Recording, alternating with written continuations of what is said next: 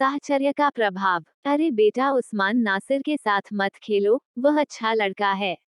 वह स्कूल जाने के बजाय चोरी करता है और भटकता है। उसे हर दिन उससे मिलना पड़ता है। और बेटा, दोस्ती का बहुत प्रभाव है।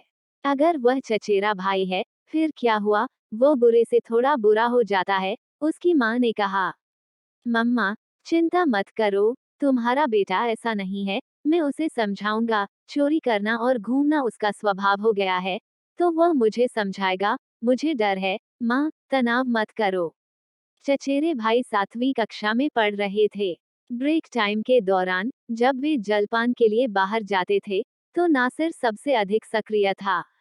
उसके 4 या 5 दोस्त थे। नासिर उसे खाना खिलाता था, उसमें उस्मान भी शामिल था। कभी कभी वो उसका समर्थन किया और कभी कभी उसने अपनी जेब से पैसा खर्च किया। उसे रोज 10 रुपये मिलते थे।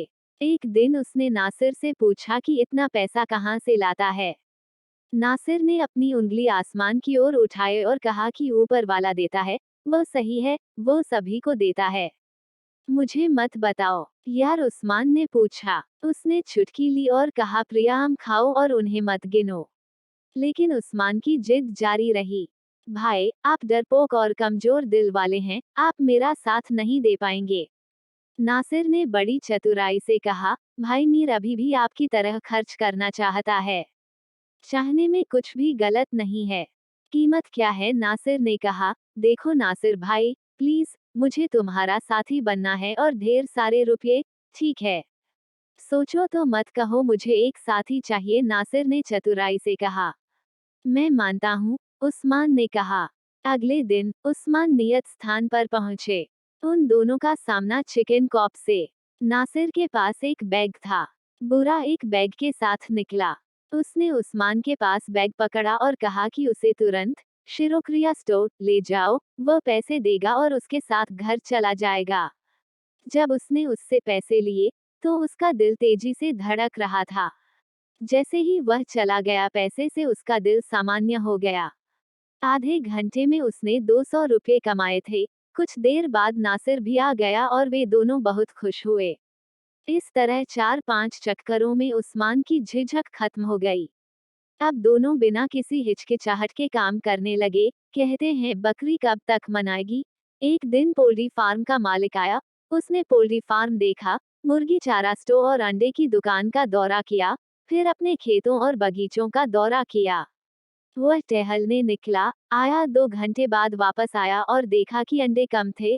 उसने नौकर से पूछा, तो यह अभी तक नहीं आया है, आपने इसे किसको दिया। नौकर ने अनभिज्ञता व्यक्त की। मालिक ने कहा, मुझे यकीन है कि कुछ अंडे हैं। उसने अगले दिन नजर रखने का फैसला किया। अगले दिन लगभग उसी समय लड़के टूटे हुए जाल के माध्यम से आए। दोनों बैग पकड़े हुए थे। उन्होंने जल्दी से डाल दिया। एक बैग में अंडे उस्मान लेने के बाद बाहर चला गया। नासिर दूसरा बैग भरने में व्यस्त था। तब मलिक सिर पर पहुंच गया और नासिर को रंगे हाथों पकड़ा गया, जबकि उस्मान अंडे के लिए पैसे लेकर बाहर जा रहा था। जब मलिक और नासिर मोटरसाइकिल पर पहुंचे, इस प्रकार उस्मान भी पकड़ा गया। पहले उसने उन दोनों की अच्छी तरह से मरम्मत की, फिर वो उन्हें थाने ले गया। उसने उनके खिलाफ चोरी की शिकायत दर्ज कराई। परिवार दौड़ा और हर्जाना चुकाया और मालिक से थाने से रिहा करने की भीख मांगी। जब नासिर और उस्मान पास से गुजरते तो बच्चे उन्हें देखकर कहते, कोयल कोयल कोयल। उन दोनों को शर्म आती और उस्मान बहुत लज्जित हो जाते। हमें अपने माता पिता की बात माननी चाहिए, वरना हम उस्मान की तरह पछताएंगे।